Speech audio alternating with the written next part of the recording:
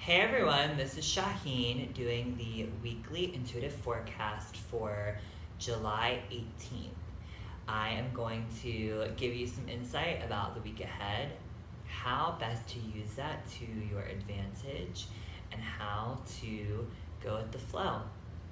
I hope you've had an amazing weekend.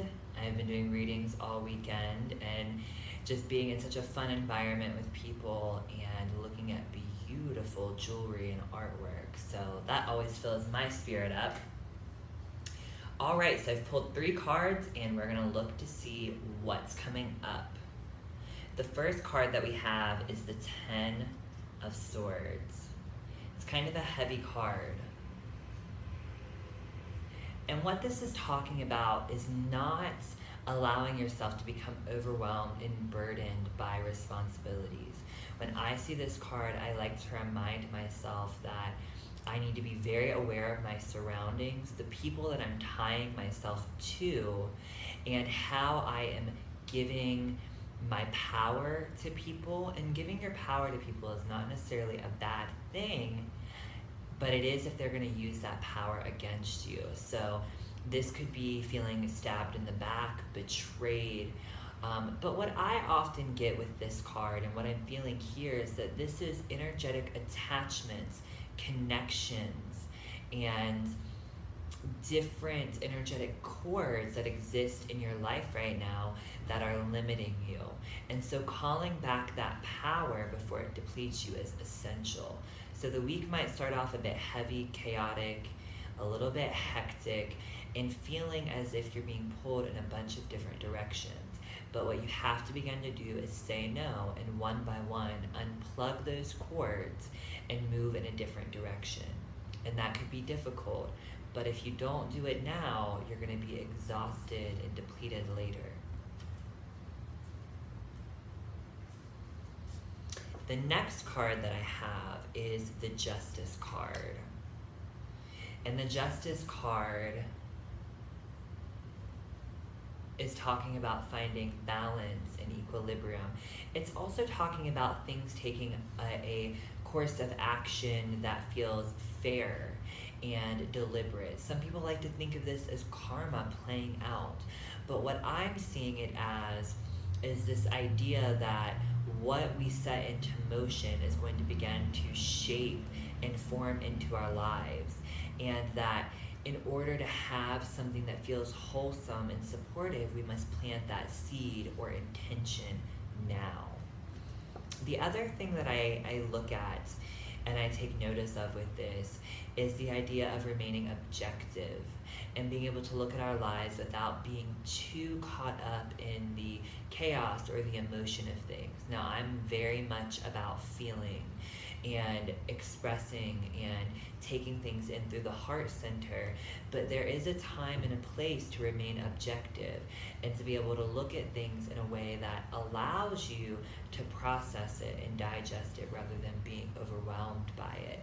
And that's going to be essential as we're cultivating change and making space for untying ourselves from these bonds that we're seeing here in this first card, the Ten of Swords. So you definitely want to find some time to balance and be composed in regards to where your power and your energy is going.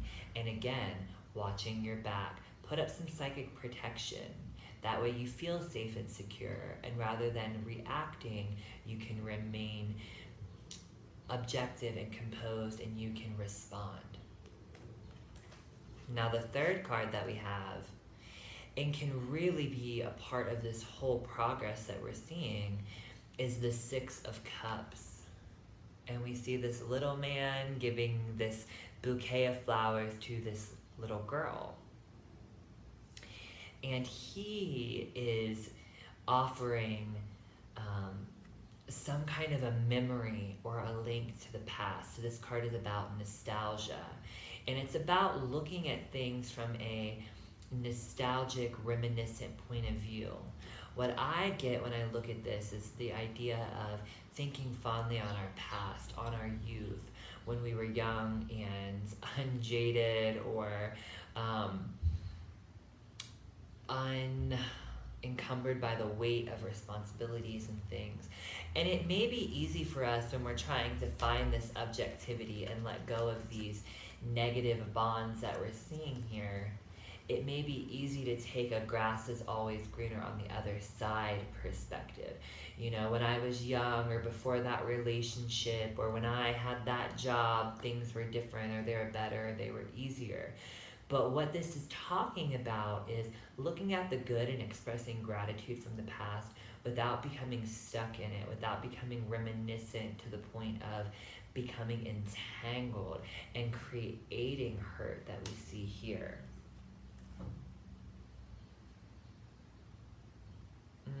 That's powerful. So I am giving all sorts of love and good energy to you. I know right now the world is just blooming and unfolding. There is beautiful energy in the air, and I feel it. I feel it in my personal life, and I feel it in the lives of my clients and the people that I work with. And I just want to say that this is a great time to let go of the baggage and to begin cultivating something new.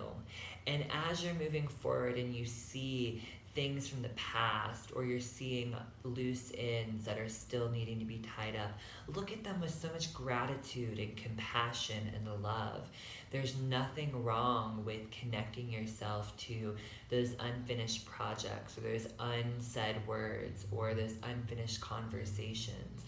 But you want to make sure that you do it with a new perspective, with bright eyes, and with the fluidity of this energy that we are experiencing right now. There is so much potential out there for us all to tap into.